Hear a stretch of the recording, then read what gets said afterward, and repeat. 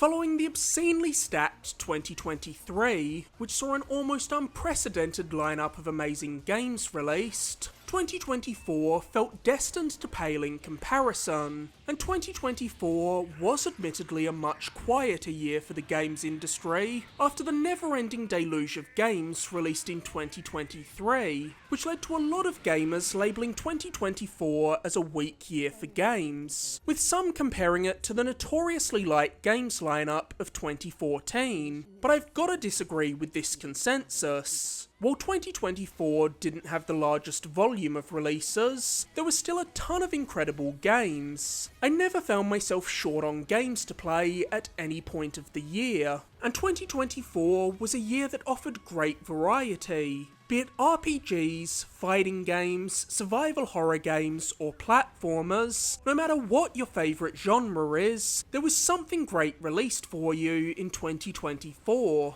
And I'll also say that this is the most I've ever struggled to pick a game of the year. I was swapping number 1 and 2 on this list back and forth, right up until the last second. So as you've probably gathered by the title, I'm here to count down my 25 favourite games of the year that was 2024. Albeit a little later than usual, which as I explained in my most anticipated games of 2025 video, is because the back half of 2024 was a relentlessly busy time in my personal life, with work, family stuff, and moving house, so I wasn't able to get to every game I was hoping to by the end of the year. So I decided to swap my most anticipated games of 2025 and my top games of 2024 videos around to buy myself some extra time to clear my backlog and ensure that this list was as comprehensive as possible.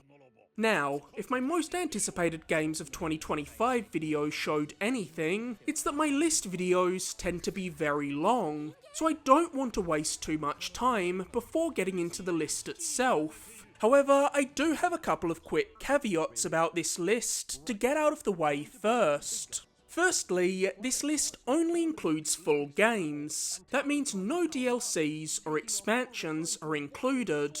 This isn't the Game Awards. Although, of course, a quick shout out to Elden Ring's Shadow of the Erdtree, which is extraordinary. It may be the best video game expansion I've ever played. It just shouldn't be eligible for Game of the Year if you ask me. I'm also not including early access games, as I prefer to let those games cook and play them when they're finished and ready for the limelight, so games like Hades 2 aren't included either. And finally, it's not possible to play every game released in a year, so even in delaying this video, I couldn't get to every 2024 game that I would have liked to. So I want to give a couple of quick shout outs to games that could have potentially earned a place on this list if I had played them earlier. Those games are Star Wars Outlaws, which I know was a little divisive, but seems like something I will genuinely enjoy, seeing as I like both Star Wars and a good Ubisoft checkbox open world game. Outlaws has been on my shelf since launch, but it just got lost in the shuffle as it launched at a bad time for me. However, by all accounts, by holding off on playing it, I'm apparently going to get a much better experience than I would have if I played it at launch, as Ubisoft has fixed many of the technical launch woes and even some of the major complaints people had about Outlaws, with the total removal of the instant fail stealth sections that seem to cause players a lot of frustration at release. Animal Well was one of the highest reviewed games of 2024, but I never played too much of it. This seems like a game I'd love, but I just wasn't in the mood for it when it launched, so I bounced off of Animal Well after the first couple of hours. But Animal Well is certainly a game I'm looking forward to getting back to in the future when I'm craving a new metroidvania. Lastly, the third and final game I need to shout out is one of the biggest games of the year, Helldivers 2. I loved what I played of Helldivers 2. I even liked the original Helldivers and played it extensively when it launched back in 2015, but I just haven't played enough of Helldivers 2 to put it on my list in good conscience. I've probably only put 10 hours into Helldivers 2, not because I wasn't enjoying it, but because of the technical issues I encountered at launch. I was planning on playing Helldivers 2 with a friend. I bought it on PS5 and he bought it on PC, but the crossplay was completely busted at launch, and by the time it was finally fixed, I'd moved on to other games, so I never got to play as much Helldivers 2 as I would have liked to. Now, with all of the preamble out of the way, let's get into my top 25 games of 2024. Actually, it's my top 26, and that's definitely because I added a bonus game for fun, and not because I screwed up the numbering on my Google Doc and accidentally put a 26th game on the list. Kicking off the list at number 26 is Little Kitty Big City. Over the past decade, cozy games have become a huge trend in the games industry. There are even entire showcases dedicated to this style of game. Games that fall under the cozy game banner tend to offer more laid-back, casual experiences, and they usually prioritise positive vibes over deep, engaging gameplay. Because of this, I'm not always a huge fan of this style of game. I just find that these cozy games are often a little too fluffy, lacking any real substance. But when a cozy game does hit, it can provide a refreshing palate cleanser, which is exactly what Little Kitty Big City was for me. I played Little Kitty Big City right after playing through Rebirth and Rise of the Ronin back to back. Two lengthy, more involved games. So Little Kitty Big City, a cute, relaxing game where you help a little black cat who fell from its apartment find its way back home, that I was able to finish in a single sitting, was a refreshing change of pace. Little Kitty Big City is a very simplistic experience, but as I explored the streets of Japan, chasing birds, swiping at humans to make them drop things, helping a dog find his missing tennis balls, I couldn't help but be constantly charmed by Little Kitty Big City. And the central mechanic of finding and eating fish to increase the cat's stamina so you can climb to higher spots made Little Kitty Big City just video gamey enough to keep me invested the whole way through. I've been playing Nintendo games for practically my entire life, and I have some degree of familiarity with nearly every Nintendo series. But for years, there's been one big exception. I had never played a Mario vs. Donkey Kong game. So when a Switch remake of the original GBA Mario vs. Donkey Kong was announced for 2024, I was sold and ready to finally fill this gap in my knowledge. And while Mario vs. Donkey Kong is on the short side and a tad too easy, I did have a good time with it. Mario vs. Donkey Kong is not your traditional Mario game. While its perspective looks familiar, Mario vs. Donkey Kong is more concerned with testing your puzzle-solving skills than your platforming prowess, as it's actually a spiritual successor to the Game Boy's beloved Donkey Kong 94.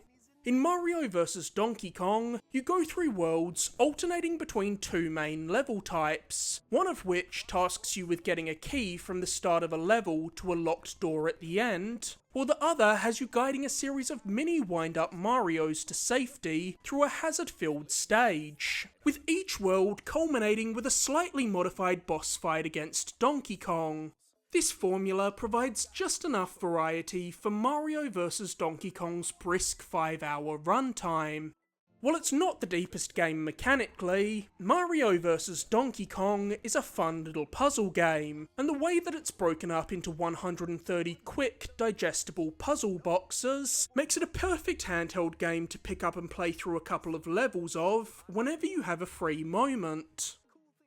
It's a double dose of Nintendo on the list as we arrive at number 24, Nintendo World Championships NES Edition. Taking its name from the classic tournaments Nintendo held to seek out and crown the world's most skilled gamers, Nintendo World Championships NES Edition is essentially a compilation of 156 bite-sized speedrunning challenges pulled from segments of 13 different NES games, most of which are all-time classics, like Mario 1, 2 and 3, Zelda, Metroid, Kid Icarus and Kirby's Adventure. Though there are a couple of duds in there. I'm talking about you, Ice Climber, you piece of trash.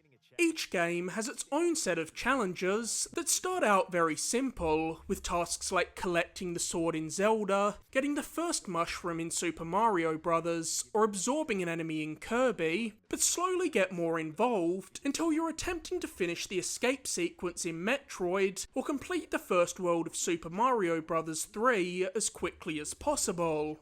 It's a great formula, one Nintendo has experimented with before in the NES Remix games, and I found myself being pulled back in over and over again to S-rank every challenge. It's just a shame that Nintendo World Championships NES Edition has some bizarre omissions that massively hurt its replayability. Namely, how the hell do you make a game centred around speedrunning and not include leaderboards for the challenges? If I was comparing my scores against my friends list, I likely would have been coming back to Nintendo World Championships for months. I truly hope we get a Nintendo World Championships SNES edition, as the Super Nintendo also has an excellent and vast library full of games perfect for speedrunning to pull from, and a sequel could easily address the shortcomings of the NES edition. Rise of the Ronin was a game I felt somewhat lukewarm about during its pre-release showings. While I like Team Ninja, many of Rise of the Ronin's trailers made it look like a bit of a poor man's Ghost of Tsushima, so I had no idea what to expect going into it. But Rise of the Ronin surpassed my expectations. While its bloated open world and occasional technical issues leave something to be desired, Ronin's story manages to implement real-world historical figures and events in interesting ways. Its grapple and glider give it some of the most satisfying open-world traversal mechanics in recent memory, and Rise of the Ronin's combat is stellar, which should come as no surprise. Be it Ninja Gaiden or Nioh, rewarding melee combat is what Team Ninja does best. Rise of the Ronin isn't the most original game, but if like me you enjoy a good checkbox filled open world that you can zone out and explore while listening to a podcast or music, look no further than Rise of the Ronin. While the Cat Quest games have found a dedicated fanbase to champion them, the series has always seemed to fly under the radar, which is a shame because they're great little action RPGs, and the pirate-themed Cat Quest 3 is the best entry in the series yet. So if you've been sleeping on Cat Quest, now is the time to fix that. Cat Quest 3 refines the gameplay of the first two Cat Quest games, with meaningful quality of life improvements that make combat flow better, like the ability to have both a melee and ranged weapon equipped simultaneously, and it evolves the series formula with new additions like your boat that you use to sail from island to island and engage in ship-to-ship battles with. I love a game that respects your time, and few games were as perfectly paced as Cat Quest 3 in 2024. At roughly 6 hours to finish the story, and 10 hours to get the platinum, Cat Quest 3's scope is perfect for the level of depth the game offers. The Gentle Bros showed restraint in not overstuffing the world with needless padding, but Cat Quest 3 also isn't so short that you're left wanting more. Cat Quest 3 is a chill, wholesome adventure that's great to unwind with after a more intense gaming session. Little Kitty Big City and Cat Quest 3 both on the list. Can you tell I like cats? One of the games I was able to get around to by pushing this video back was Never, and I'm so glad I played Never before making this video. Never is Nomada Studios' follow-up to Grease, and it's one of the most beautiful games of 2024. Never tells the story of a young woman and her wolf companion, the titular Never, as they traverse a dying world, attempting to stop the spread of corruption and restore beauty and life to the planet. At its core, Never is about the bond between a person and an animal, and it does a fantastic job of making you feel connected to Never. If you're a pet owner like myself, I think it'll be especially emotionally resonant with you. Never is a lot more video gamey than Grease, which was a far less involved experience. While it's still mechanically simple, Never does have some light combat, platforming, and puzzle solving, which I liked, as I thought it made Never a more engaging experience than Grease, though I know some fans of Grease disagree with this. But even if the simplistic gameplay doesn't appeal to you, Never is the rare game that I would say is worth playing for the audio-visual experience alone. Never's art direction is gorgeous, and I couldn't help but take constant screenshots of the breathtaking environments, and Never's moving score lends so much raw emotion to the game. Okay, I am cheating slightly with this one, as Teenage Mutant Ninja Turtles Splintered Fate was released on Apple Arcade in 2023, but it was in 2024 that the game got ported off of mobile and onto Switch and PC. This is not the kind of game I want to play on a phone, so I, like many others, didn't dive into Splintered Fate until a console port was released. But what a delight this game turned out to be. Teenage Mutant Ninja Turtles Shredder's Revenge is a roguelite where you run through randomised stages as one of the 4 Ninja Turtles, collecting power-ups, abilities and items in an attempt to get to the end of a gauntlet of locations to reach Splinter, who's been kidnapped by Shredder. Within minutes of playing Splintered Fate, you can see that Super Evil Megacorp drew inspiration from 2 main places: the excellent IDW Ninja Turtles comics and Hades, with many of Splintered Fate's mechanics and design choices having direct equivalents in Hades. But if you're looking to make a roguelike, why not take inspiration from the best? And even if it's not quite up to the standards of Hades, Splintered Fate is still a damn good game in its own right. You never know what you're going to get into with a Ninja Turtles game. There are so many of them, and they vary wildly in quality. Sometimes you get an absolute banger like Shredder's Revenge or Turtles in Time. Other times you end up with the 2012 TMNT game or Mutants in Manhattan. Even in 2024, there were 3 Ninja Turtles games released of varying quality, but Splintered Fate is certainly in the upper echelon of TMNT games, and it's only getting bigger and better, with an upcoming DLC on the way that's set to add Casey Jones as a playable character. There's something so cozy and comfortable about jumping into a classic turn-based JRPG, and few franchises are more synonymous with the genre than Dragon Quest. I like Dragon Quest, and I adore Square Enix's gorgeous HD 2D art style that they've previously leveraged in Octopath Traveler, Live Alive, and Triangle Strategy. So odds were pretty high that I was going to like Dragon Quest III's HD 2D remake, and I very much did. As I explored dungeons, tweaked my party to perfection, and battled my way through hundreds of slimes and drakis, while soaking in the charming vibe of the Dragon Quest series, the hours just melted away. Though I should say, while I thoroughly enjoyed Dragon Quest III HD 2D Remake, it's not a game I would recommend to everybody.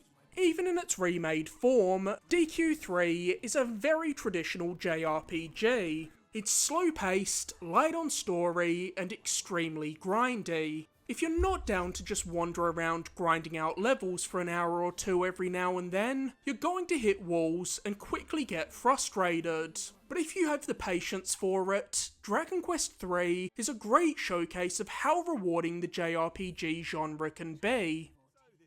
I remember being blown away when I first saw Dead Rising running on a 360 as a kid. It was one of the first truly next-gen feeling games of that generation. The number of zombies on screen was staggering for the time, and when I finally got Dead Rising a couple of years later, I quickly fell in love with the series. The mechanic of being able to pick up basically anything that wasn't bolted down and use it as a weapon, and the game's bizarre blend of zombie horror and wacky humour were unlike anything I'd played up to that point, and I've been along for the ride with the series ever since, checking out each subsequent sequel as they released. So when Dead Rising Deluxe Remaster, a completely overhauled version of the first Dead Rising, was announced, I was of course all in.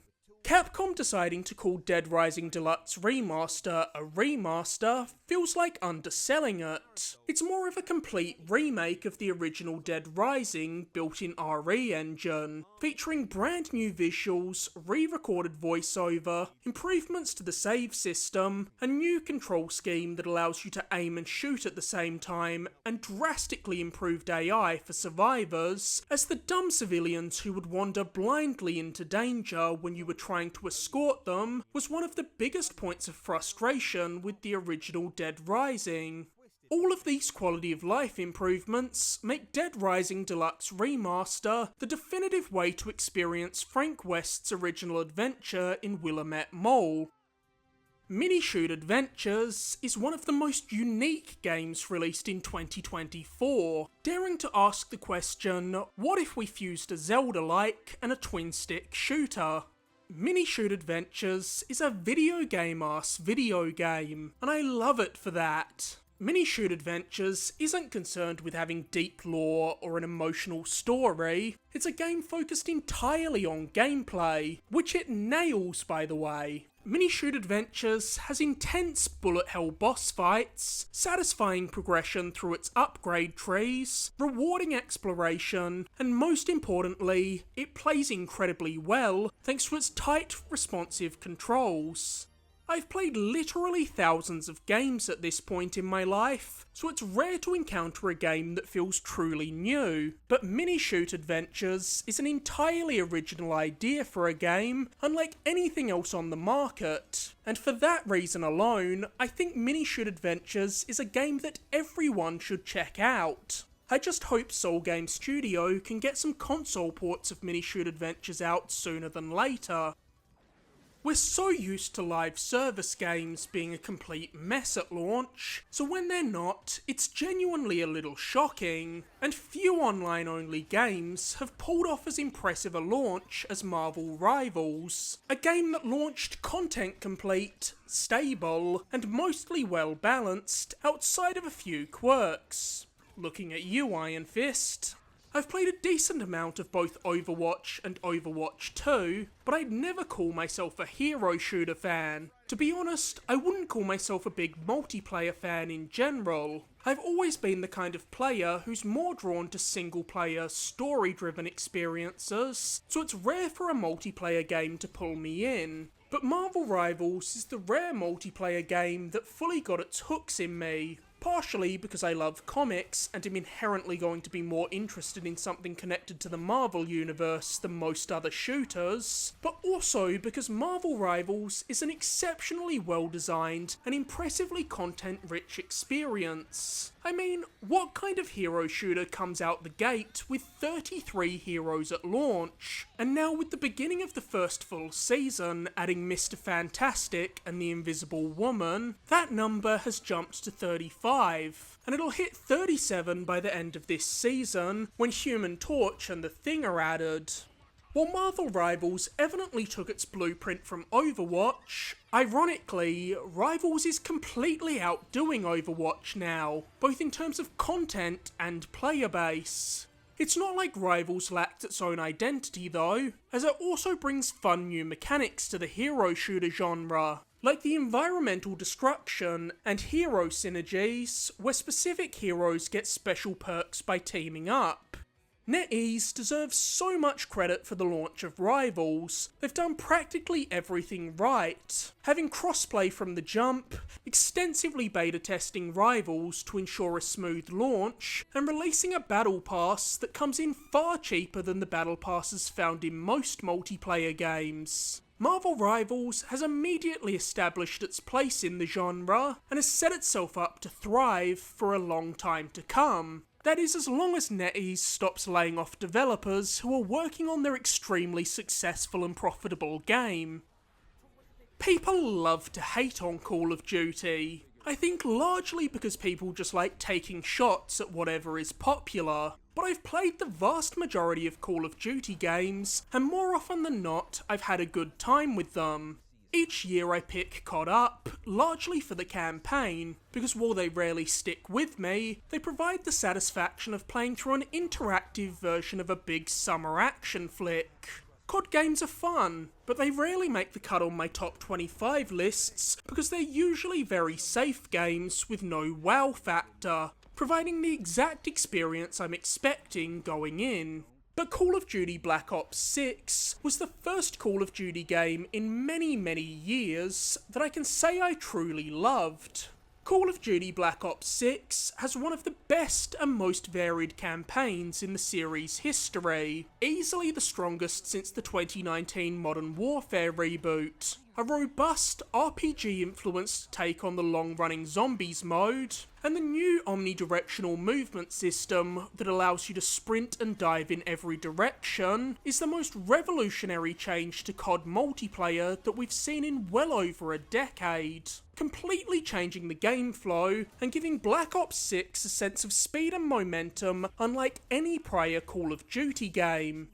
As I said before when talking about Marvel Rivals, I'm not much of an online player nowadays, but I put more time into Black Ops 6's multiplayer than I have in any Call of Duty game since Black Ops 2 back when I was in high school. Partially because the omnidirectional movement made Black Ops 6 feel genuinely fresh, and partially because Black Ops 6 dropped at the perfect time for me, as I was moving around the time it came out, so I was stressed out and didn't have the mental bandwidth for anything more involved at the time. But every night, I jumped into some Black Ops 6 multiplayer to shut off my brain and unwind.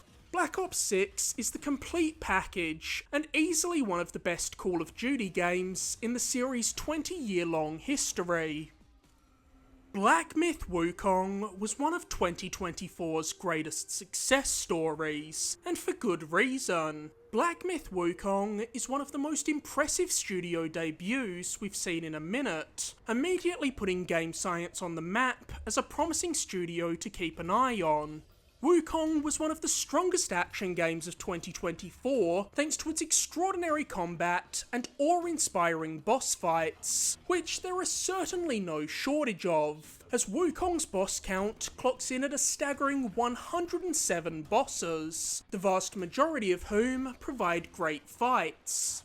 Wukong also offered up one of the most distinct audio-visual experiences of 2024, thanks to its striking creature design, gorgeous end-of-chapter cutscenes that showcased various styles of animation, ranging from traditional hand-drawn animation to claymation, and its distinct soundtrack, which was primarily composed with traditional Chinese instruments, giving Wukong's soundscape an incredibly unique flavour, unlike anything else I heard in a game in 2024. While some grading technical issues and an abundance of invisible walls were dead giveaways that Game Science isn't the most experienced studio, Wukong is still a tremendous first stride into the AAA gaming space for them, and if their first swing was this good, a more refined sequel has the potential to be something truly incredible, so I can't wait to see what Game Science creates in the future.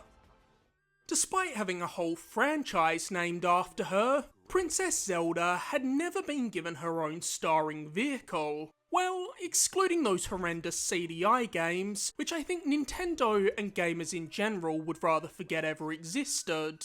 But that finally changed in 2024 with the release of The Legend of Zelda Echoes of Wisdom, the first mainline Zelda game to see the titular princess going on her own quest to save Hyrule.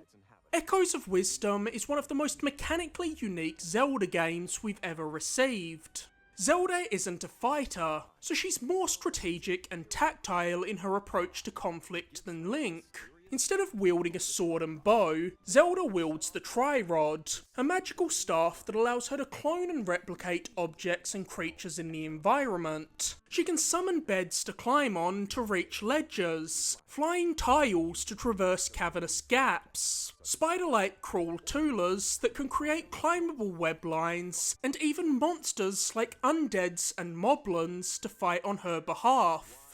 Echoes of Wisdom is even more puzzle-oriented than other Zelda games, but because it's all about using objects you found in the environment to your advantage, there's not one set way to solve these puzzles. Every puzzle can be resolved in endless different ways, allowing you to showcase your creativity in the same way you could through Tears of the Kingdom's crafting mechanics. Grezzo reused the beautiful toy-like art style of their Link's Awakening remake for Echoes of Wisdom, which I was thrilled about. I love this art style. I think it complements the Zelda series perfectly. I always prefer a more hyper-stylized look for the Zelda games. It's honestly a huge part of why Wind Waker is still my favourite Zelda game to this day. It's just a shame that Echoes of Wisdom's frame rate can be wildly inconsistent, which does divert attention away from the excellent art direction. God, I need that Switch 2 ASAP, because the poor 8-year-old Switch is struggling at this point. Warhammer 40k Space Marine was one of the stronger licensed games of the PS3 360 generation, with its unique blend of third-person over-the-shoulder shooting and weighty hack-and-slash action, helping Space Marine quickly find an adoring audience to sing its praises. And in 2024, 13 years after the original Space Marine launched, we finally received its follow-up, Space Marine 2. Even being a total layman to the Warhammer universe, I had a great time with the original Space Marine, so naturally, Space Marine 2 was one of my most anticipated shooters of 2024, and damn did Saber deliver. Space Marine 2 is everything you could possibly hope for out of a Space Marine sequel, taking the core blueprint of that first game, zoning in on what worked, and addressing the shortcomings of the original, while also implementing new systems like the swarm tech Saber had previously utilised in their World War Z game, which allows for epic battles against thousands of Tyranids. All of this makes Space Marine 2 a tighter, more refined, and all-around bigger and better experience than what came before it. Space Marine 2's combat feels sublime, its shooting is snappy, the melee combat is appropriately weighty, and Space Marine 2's grisly counters and visceral finishers lend combat a satisfying sense of impact. Space Marine 2 is a complete, content-rich package, packing an excellent and perfectly paced campaign, filled with stunning environmental design and epic set pieces, a surprisingly competent online suite, and the PvE operations mode, which offers endless replayability for those who want to extract maximum value out of their gaming purchases. It's not hyperbolic to say that Dragon Ball Sparking Zero was something of a dream game for me. No series has been as consistent a part of my life as Dragon Ball. Like many other people my age, I fell in love with Dragon Ball Z after seeing it on TV, and spent my childhood picking up every Dragon Ball DVD and VHS I could get my hands on. I was obsessed with everything Dragon Ball, and that obsession of course bled into my other passion, video games, as well. I still vividly remember getting the original Dragon Ball Z Budokai for my birthday one year, and those PS2 Dragon Ball Z games were a huge part of my childhood, as I played every Budokai and Budokai Tenkaichi game endlessly. However, with the last mainline entry in the series, Dragon Ball Z Budokai Tenkaichi 3 being released back in 2007, and the last spin-off, the PSP's Tenkaichi Tag Team, dropping in 2010, I, like most others, had assumed that the Budokai Tenkaichi series was done for good,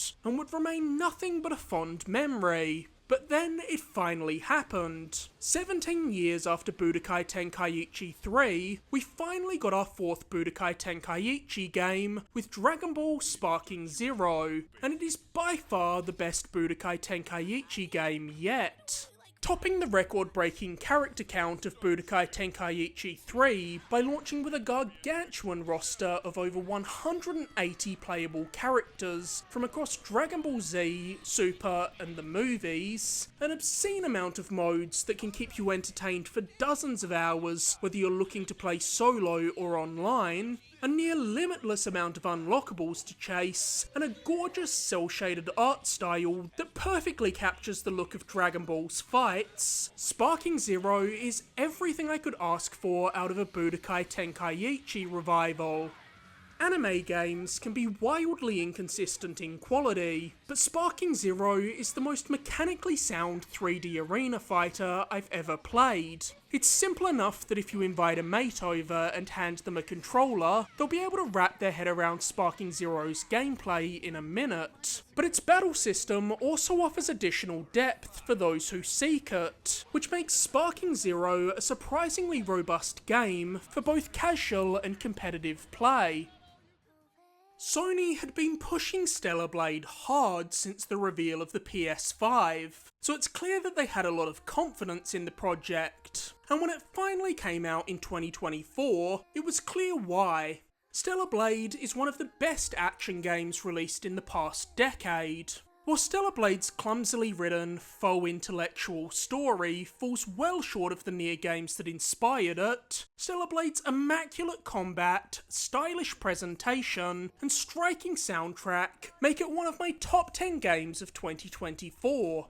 Stellar Blade's superb melee combat takes inspiration from various places, blending the deliberateness of a Souls game with the speed and focus on combos of character action games like Bayonetta and Ninja Gaiden, but it also has plenty of unique mechanics to differentiate it from the action games we've played before. Perhaps most notably, its inclusion of gunplay. While games like Devil May Cry and Bayonetta also have guns, they deal next to no damage, as their purpose is to keep your combo going as you close the distance between you and your opponent. Whereas Stellar Blade's gunplay functions more like that of a third-person shooter, with Eve's firearms dealing out damage just as efficiently as her sword, and the shooting feels far better than you might expect. Though it was crucial that Shift Up nailed the feeling of gunplay, as there are sections where Eve is stripped of her sword and forced to fight with only her guns.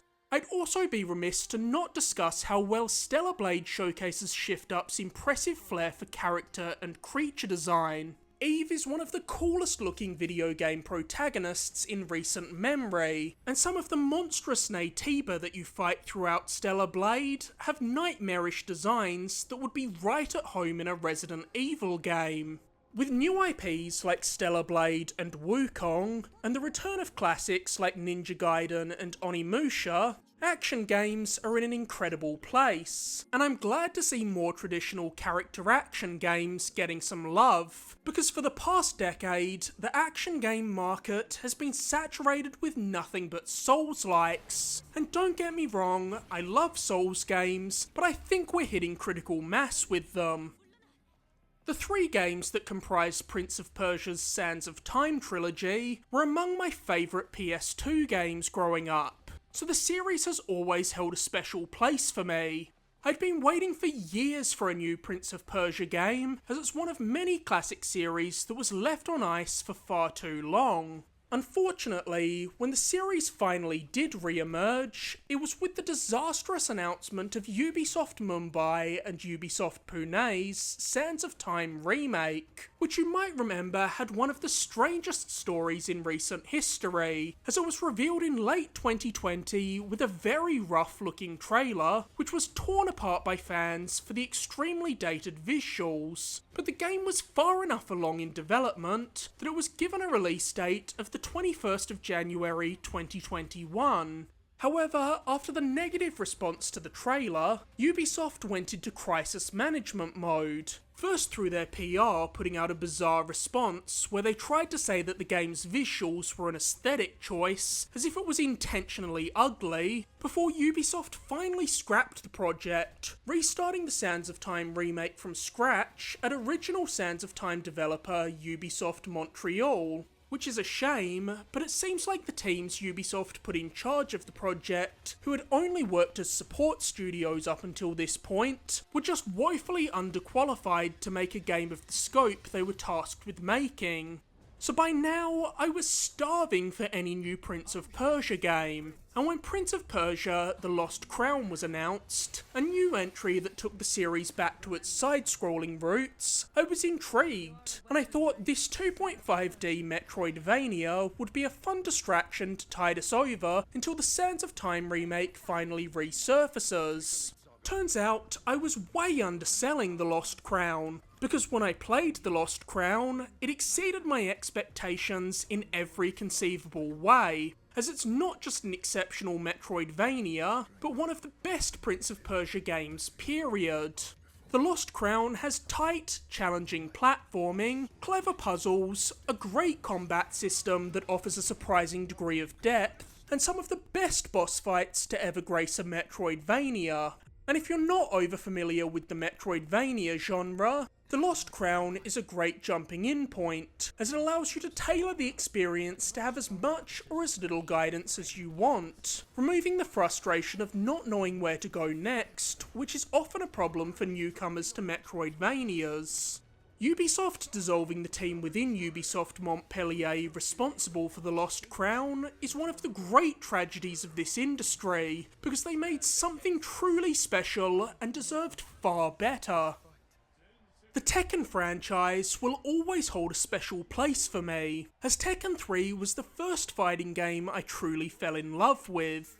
As a kid, my mum would take me to this local restaurant that had a Tekken 3 cabinet, and I was enamoured with it from the second I laid eyes on it, and I've been a Tekken fan ever since, playing each new entry as they came out.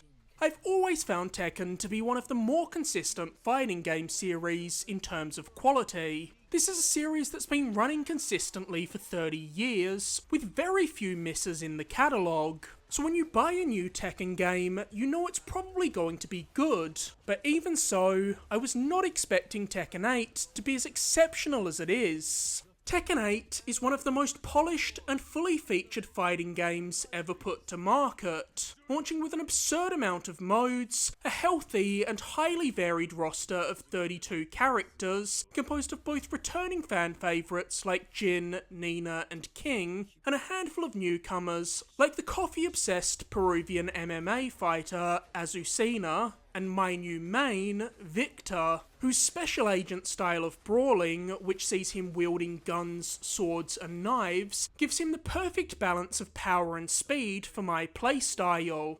Of course, all the content in the world doesn't mean much if the game doesn't play well, but Tekken 8 also offers the most polished and satisfying fighting mechanics in a Tekken game yet. Stringing together combos and juggling enemies has never felt better, and new mechanics like the heat gauge, which can be activated once per round to boost your strength, and the Rage Arts, a powerful ultimate attack that can be used when you're low on health to turn the tides of battle, add a new layer of strategy to Tekken 8's fights. These comeback mechanics mean that no matter how dire things look, you're never truly out of the fight. While Bandai Namco has experimented with plenty of interesting story modes throughout Tekken's history, Tekken 8's The Dark Awakens mode, which sees Jin plotting one final showdown with his father Kazuya to put an end to the devil gene that has plagued the Mishima family for generations once and for all, is the first truly exceptional Tekken story mode. This mode is a 4-hour-long cinematic celebration of the entire Tekken series, broken up with dozens of fights and even an ode to Tekken Force.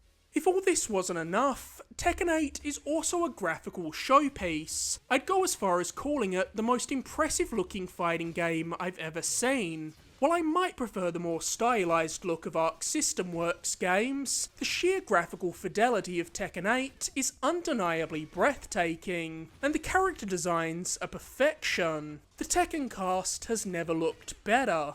Tekken 8 also sounds every bit as good as it looks, with the crashing thuds of punches giving each hit you land a sense of impact. Tekken 8 is the best fighting game of 2024 by a mile, and rivals Street Fighter 6 for the title of Fighting Game of the Generation. I love machine games. Wolfenstein: The New Order and The New Colossus were two of my favourite shooters of the PS4, Xbox One generation. But I have to be honest, when it was announced their next project was going to be an Indiana Jones game, I was a little bit sceptical about whether they were the right studio for the job.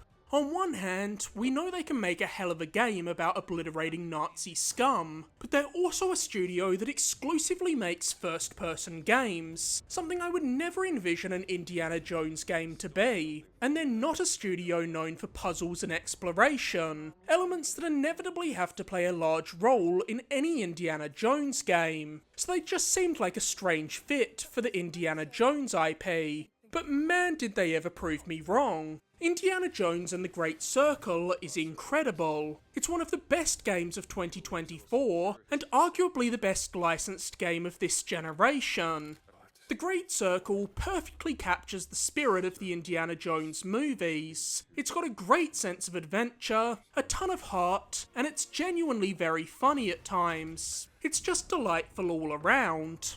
The Great Circle's globe-trotting story that takes Indy from the Himalayas to the Vatican as he investigates the mystery of the Great Circle, a series of historical sites that form a perfect circle when viewed on a map, is easily the most engrossing Indiana Jones story since 1989. While Harrison Ford will always be the one true Indy in a lot of fans' eyes, Troy Baker nailed the role, pulling off the most convincing Harrison Ford impression I've ever heard. But Troy's not the only standout here. The entire cast of The Great Circle is phenomenal. Journalist Gina feels like such a classic indie companion. She's charming, witty, and capable, and she'd fit perfectly into the Indiana Jones movies. As would the archetypical Nazi villain, Voss, who has the most smug, punchable face you've ever seen, with the actor who portrays him, Mario Scarius, chewing the scenery here and giving Voss all the over-the-top campiness you want out of an indie villain. And I of course need to give a special shout out to Locus, the towering Latin-speaking giant played by the late great Tony Todd, who gives arguably the most menacing performance of his career. And this is a man who played Candyman and Venom. Rest in peace to the absolute legend. The aspect of The Great Circle I had the most apprehension about was its first-person perspective. When you have a character as iconic as Indiana Jones, you want to see them. We're talking about a character with one of the most instantly recognisable silhouettes in pop culture. Thankfully, Machine Games was well aware of this, and came to a good compromise. While the vast majority of The Great Circle is first person, the game transitions to third person for cutscenes and certain traversal actions, like climbing and swinging, allowing you to have the best of both worlds. And the first person perspective actually works incredibly well for the overall slower pace of The Great Circle. Most of your time in this game is spent exploring, solving puzzles, and hunting for relics, all of which Machine Games has managed to make incredibly engaging. Combat isn't the core focus of The Great Circle, and at first I did find its fights a little wonky, but once I got more familiar with it, and had the timing down for parrying punches, I really started to enjoy it. In the movies, you always feel like Indy is scraping through fights by the skin of his teeth, often through sheer dumb luck, which makes sense. Indy's a professor, not a trained fighter, and the Great Circle's combat system, which has you scavenging for any item you can pick up in the environment to use as a makeshift weapon, perfectly captures the vibe of the film's fights. And I've gotta say, cracking some Nazi skulls with a shovel feels fantastic. When you think of Indiana Jones, his whip is no doubt one of the first things to come to your mind, and Machine Games has found interesting implementations for Indy's whip in every facet of gameplay, be it to pull levers in puzzles, swing over caverns, disarm enemies, or even cause distractions in stealth sections. Of course, you can't have an Indiana Jones game without a few big set pieces, and there's a portion 2/3 of the way through the Great Circle that is relentless, with amazing set pieces back to back, including one particularly thrilling set piece which sees Indy shooting down enemy fighter planes with a Gatling gun before leaping from plane to plane himself in a haze of bullets. Machine Games has studied every inch of the original movies to make the Great Circle feel like a fitting addition to the universe, from the awe-inspiring and meticulously designed environments, which are made all the more stunning thanks to Machine Games' excellent use of lighting and shadows, to the camera composition of cutscenes. The Great Circle captures the atmosphere of its source material in a way few video game adaptations truly do. And while it's almost impossible to live up to the composition god himself, John Williams, the Great Circle's composers have done a damn good job, providing an excellent score to complement Indy's latest adventure. Machine Games hasn't just given Indy his first great AAA game, they've given the character the sequel he has deserved for 3.5 decades, with The Great Circle trouncing the last two movies in terms of quality, and serving as the true successor to the original Indiana Jones trilogy in the eyes of myself and many other fans.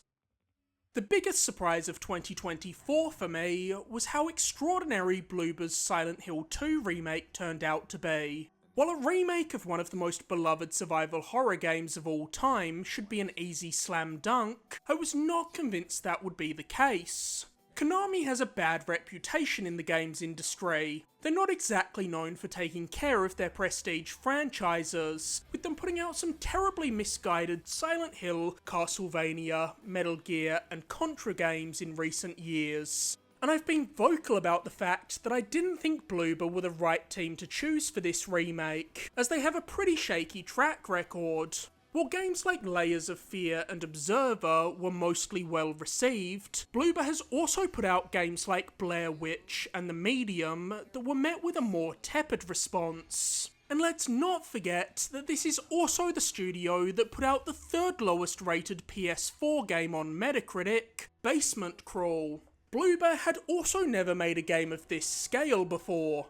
Plus, Silent Hill 2 fans are always going to be a little on edge about new versions of Silent Hill 2 after the absolute butchery that was the Silent Hill 2 HD remaster. Never forget that Konami released a remaster of Silent Hill 2 that took out all the fog, completely eroding the atmosphere of the game, and had the signs in Comic Sans for some reason.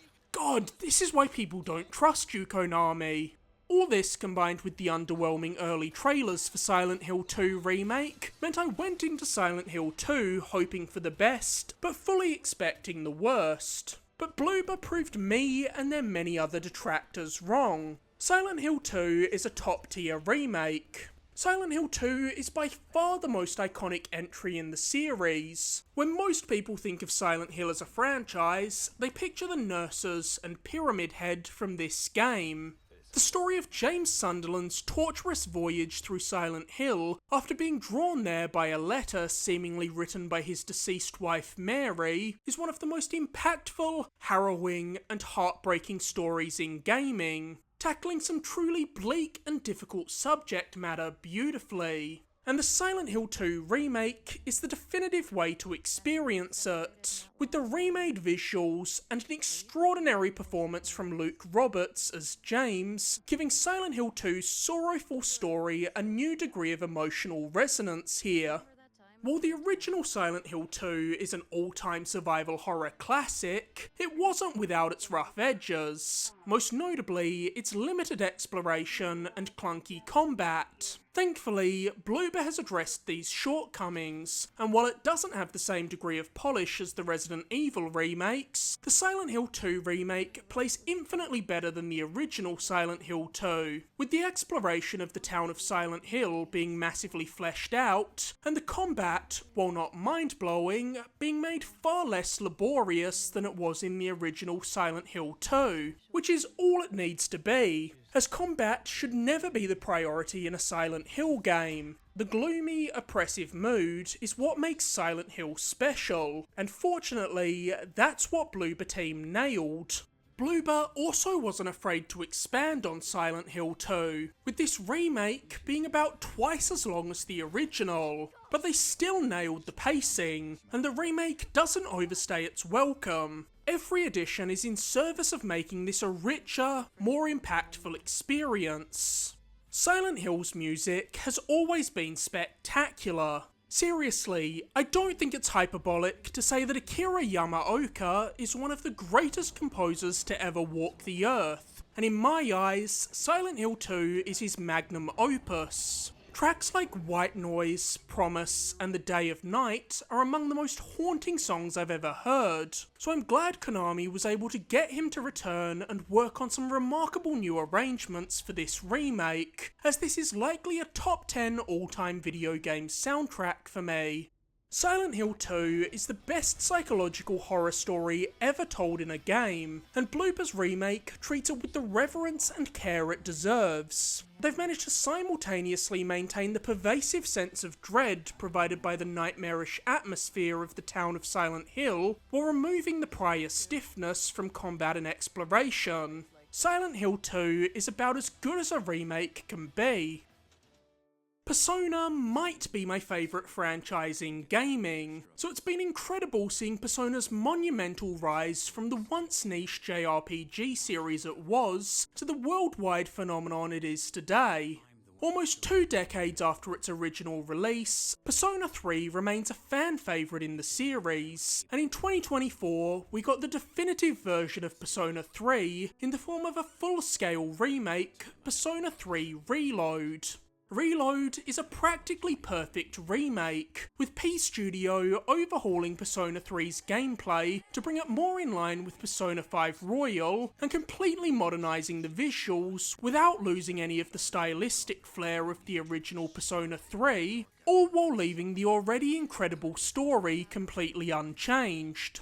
To this day, Persona 3 remains the bleakest, most mature Persona game. Persona 3 tackles some incredibly heavy themes, as much of Persona 3 is focused on the concept of death, and accepting the inevitability of it, something that almost every human being struggles to come to terms with.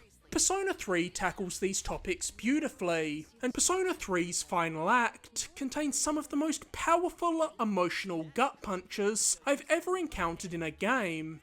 P3's core crew is made up of the members of SEAS, or the Specialised Extracurricular Execution Squad, a crew of high school students who are investigating the phenomenon known as the Dark Hour, where at the stroke of midnight, a secret extra hour of the day that almost no one is aware of begins. During this time, normal people are transmogrified into coffins, while creatures called shadows, beings born from the world's negative emotions, stalk the streets hunting any stragglers not safe in a coffin. The crew of SEAS consists of the rare people who can move freely within the Dark Hour, who can combat the shadows with their persona, a physical manifestation of a person's inner self.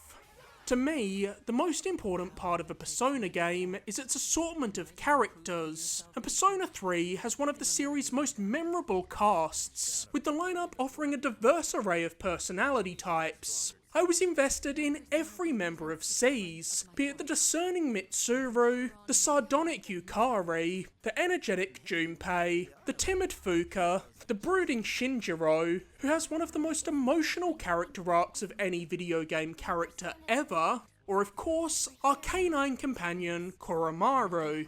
Every character here has a meaningful role to play within the story of Persona 3. I'd find it hard to imagine someone playing Persona 3 and not connecting with this cast. This is a truly wonderful selection of characters who offer all the depth, complexity, and texture that you want out of characters you'll be spending dozens of hours with. And we get more character development for them in Reload than ever before. In the original versions of Persona 3, only the female members of SEES had social links, and while this is still true in Reload, each male team member has been given a series of character episodes where you get to spend time with them and get to know them better. These character episodes are one of the best additions to Persona 3 in Reload. These new scenes give the characters additional depth and provide far more context to their actions as the game progresses.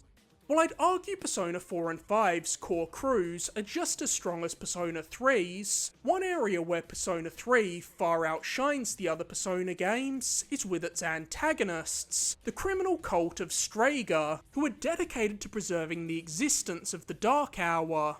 Takaya and Chidori are two of my favourite JRPG villains ever. Chidori is a character who's given so much more complexity as the story unfolds than you might initially expect, and Reload made me understand and empathise with her to the same degree I do the heroes, which is an impressive feat to pull off. The reason Reload handily outclasses every prior version of Persona 3 is because of the revamped battle system that removes all of the monotony from fights. Reload's battles let you control every party member directly, something that granted was present in Persona 3 Portable, but not possible in the PS2 versions of P3. Reload also adds an equivalent to Persona 5 Royal's baton passes, and new ultimate abilities called Theurgy skills to improve the flow of fights. And the cherry on top is Reload's stunning UI, that's so sleek it could give P5 a run for its money. If you're yet to get acquainted with the Persona series, Persona 3 Reload is a perfect entry point. Not only was Persona 3 the entry that transformed the Persona series into what it is today, introducing the series' staple social mechanics, but it's also a much faster paced game than Persona 4 and 5. Persona 4 and 5 start slow, taking their time to set up their stories and characters, requiring you to put in about 10 hours before you fully come to grips with their central plot lines and themes. Persona 3 is the polar opposite. P3 hits the ground running, establishing its central mystery within a couple of hours. Now, I just wait with bated breath for the inevitable remake of my favourite game of all time, Persona 4. Metaphor ReFantasio is the first game out of Team Zero, a new team within Atlus, composed of much of the talent behind Persona 3, 4 and 5, including the director of those games, Katsura Hashino. With this pedigree of talent working on it, I was expecting great things out of Metaphor, and it more than delivered. While Metaphor shares many mechanical similarities with Persona, Metaphor's high fantasy setting gives it a drastically different vibe to the Persona games which take place in contemporary Japan.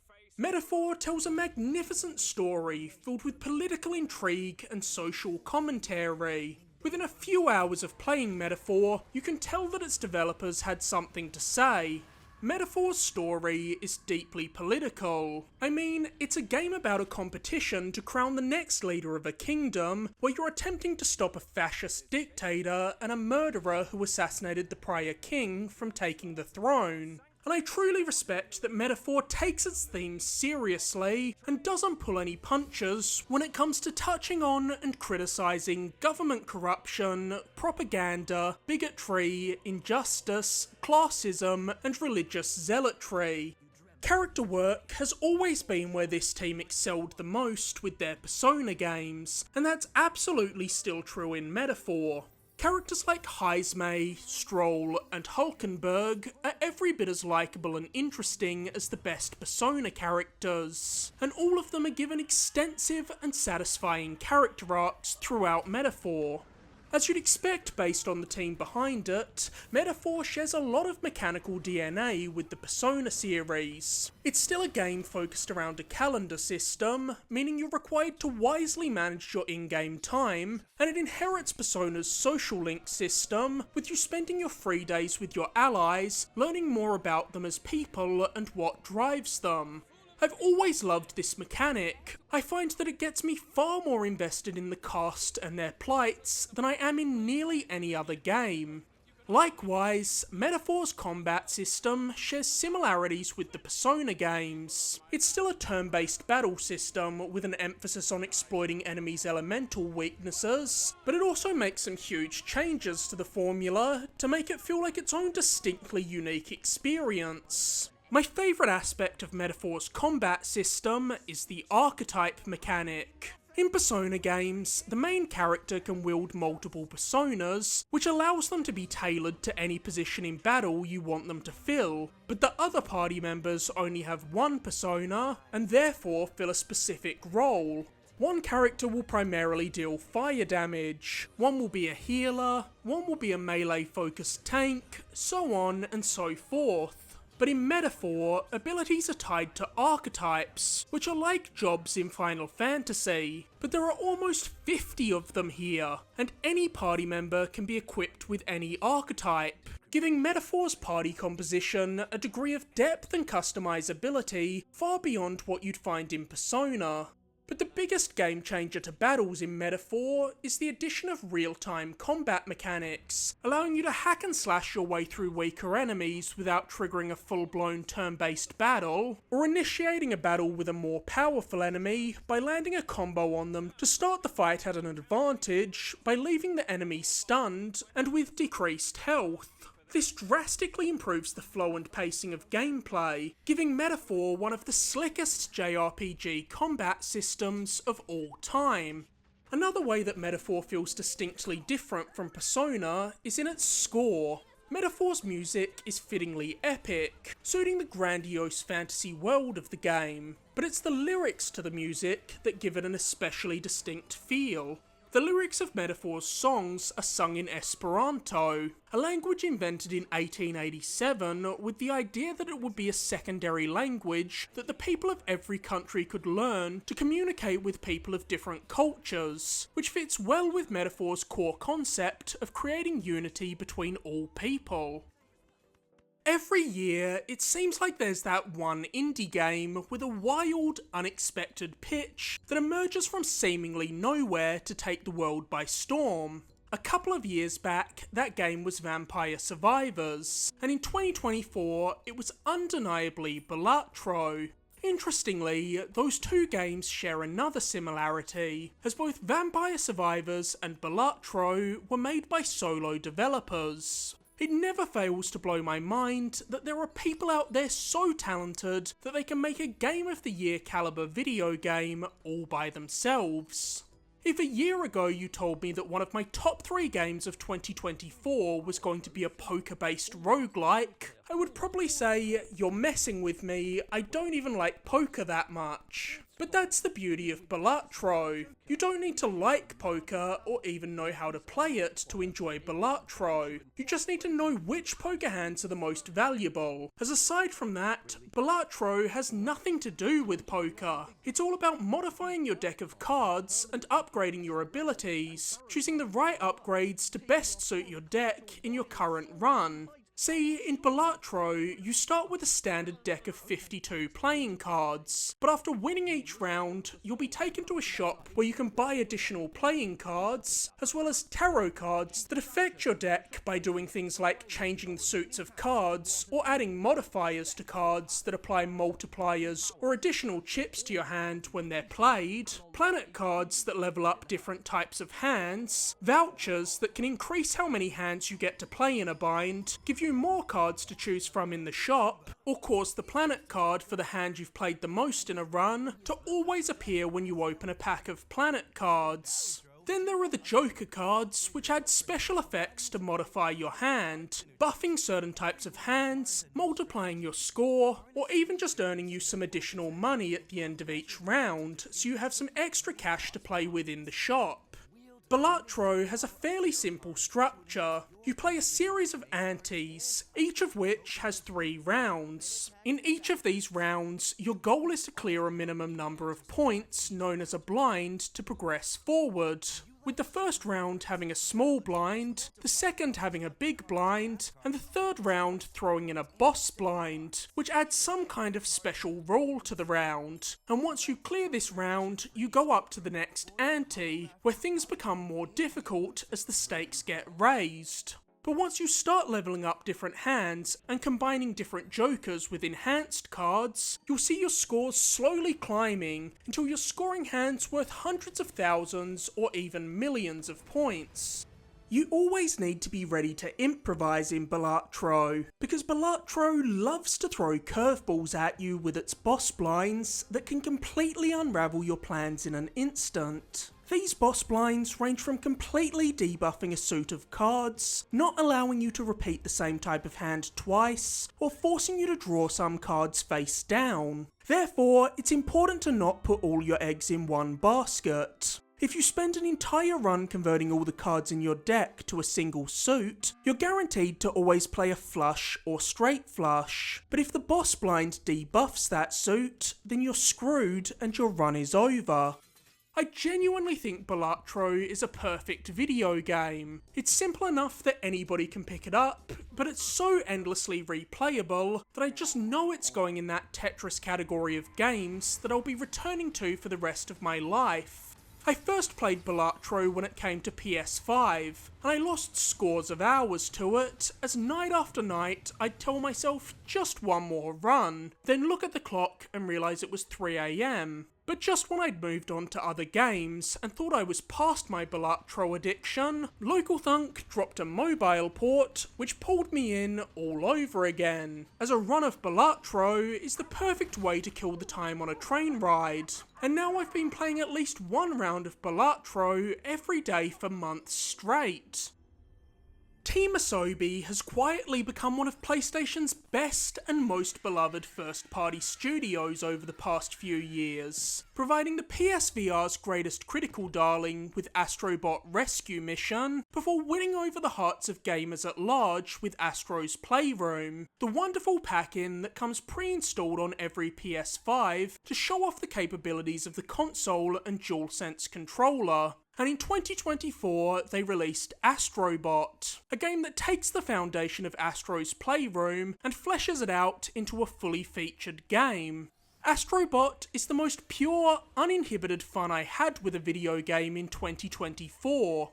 Astrobot is a massive celebration of everything PlayStation, with its levels being populated with scores of VIP bots in need of rescue, each of which is modelled after a character with a strong connection to PlayStation, be it characters from PlayStation's stable of first-party games like Joel, Ellie, Nathan Drake, Kratos, Ratchet and Cole McGrath, or third-party characters who have a notable tie to PlayStation consoles, like Solid Snake, Crash Bandicoot, Leon S. Kennedy, Joker, and Dante. This ingenious inclusion makes you want to scour every corner of the map, because Astrobot's main collectibles aren't some generic coin or token, they're characters you already have pre-existing attachments to.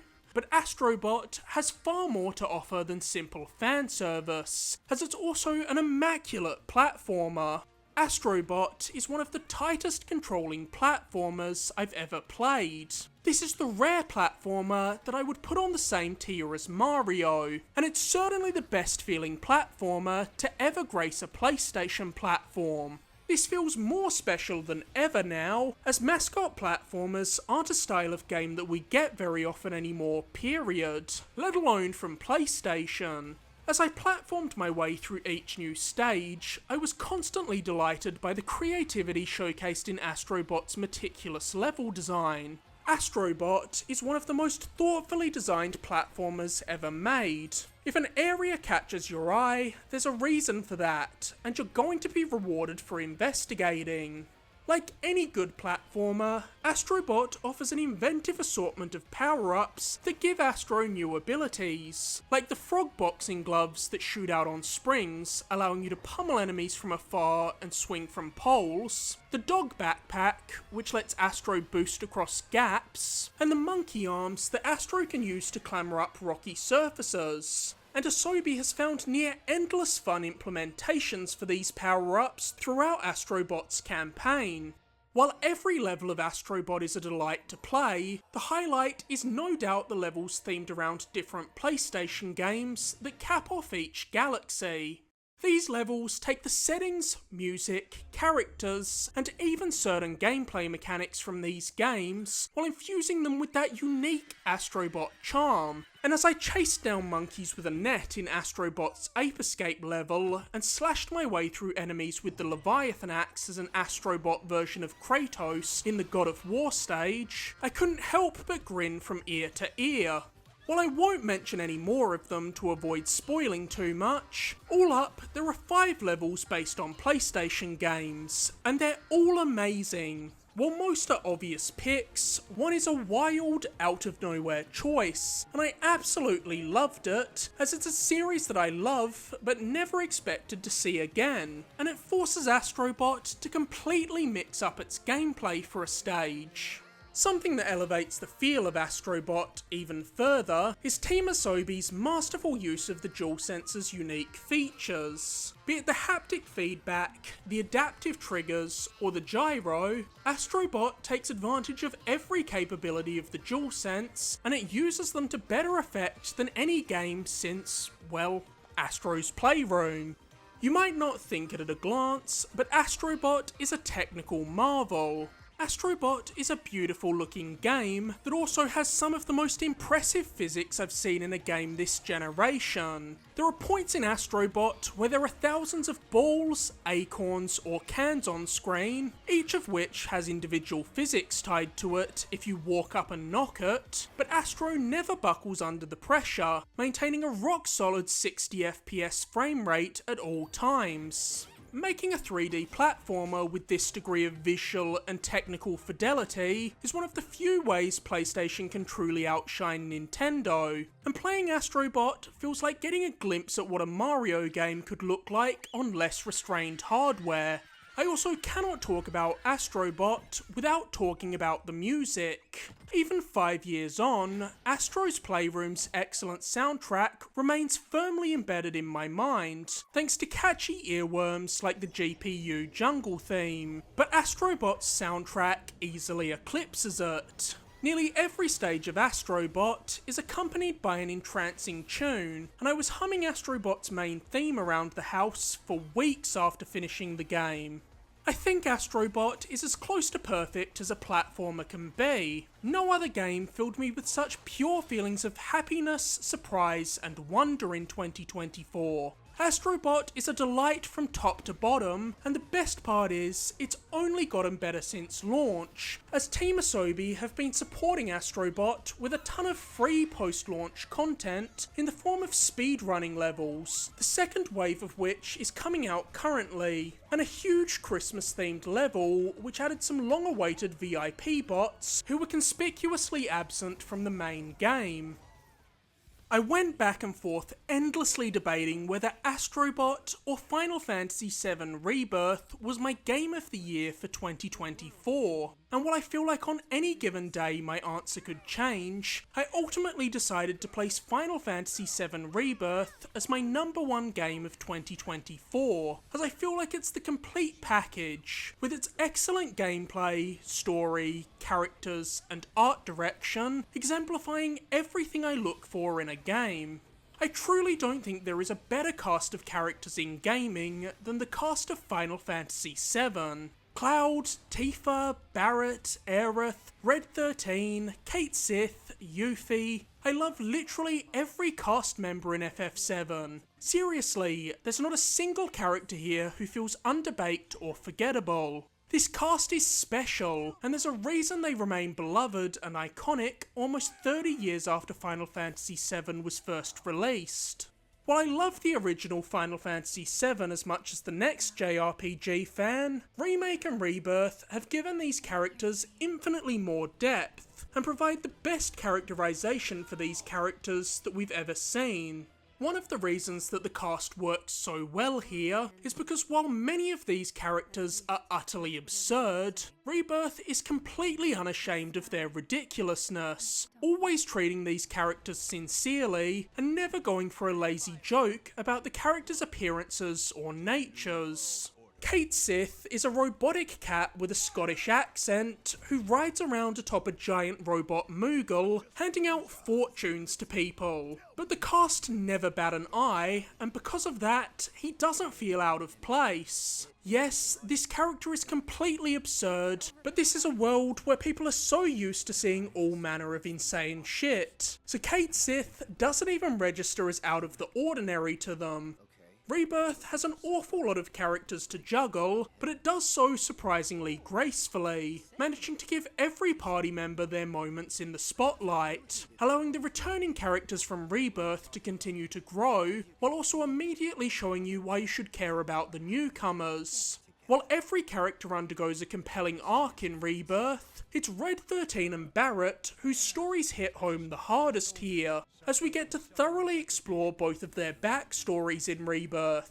Barrett is a character with so much more complexity and depth than you might expect at first blush due to his heightened personality, and in Rebirth we see what sparked his passionate hatred of Shinra and how he went from living a simple small town life as a miner to leading a group of eco-warriors determined to strike down an evil megacorporation at any cost. Similarly, Red 13's characterization in Rebirth is sublime. The way Red 13 slowly lowers the veil around himself and drops the front he's putting on to reveal his true self is phenomenal. Without spoiling the revelation, at a certain point in Rebirth, Red 13's personality and characterization start to shift. One of the main ways Red 13's growth is expressed is through the voice performance. Rebirth required a lot out of Red 13's voice actor Max Mittelman, but he more than met those requirements, and he deserves all the commendations in the world for that. I still cannot get over the fact that he didn't get a nomination for Best Performance at the Game Awards. What an egregious snub. While I'm not going to spoil Rebirth, as I think it's a game everyone should experience for themselves, I am going to have to spoil FF7 Remake, as the very conceit of this remake trilogy is a spoiler if you haven't played that game. So this is your chance to click away if you haven't played FF7 Remake yet, which you absolutely should have, by the way. If you've played Remake, you know that the FF7 Remake trilogy is far more than just a remake of the original Final Fantasy VII. It's serving as both a remake and a sequel, retelling the story of the game, but with key changes that show there's some multiverse or time manipulation shenanigans at play. This is such a fantastic, ambitious idea, and it's unlike anything a developer has ever attempted before. I know some people would prefer a straight remake, but I love what Square is doing here. I've played Final Fantasy VII multiple times, so I know exactly what happens in FF7's story, beat for beat. But because the timeline is being altered here, I was on the edge of my seat, completely enraptured throughout the entirety of Rebirth's story, wondering what would happen next. Without spoiling anything for people who haven't played the original FF7, when I got to that moment at the end of Rebirth, I was so tense that I think I just about forgot to breathe for the last hour of the game. I love that feeling when you're so obsessed with a game that even when you're not playing it, it's all you can think about. And Rebirth was absolutely one of those games for me. I would be at work, marinating over every big plot point of the game, and pondering what might happen next, just counting down the minutes until I could jump back into Rebirth.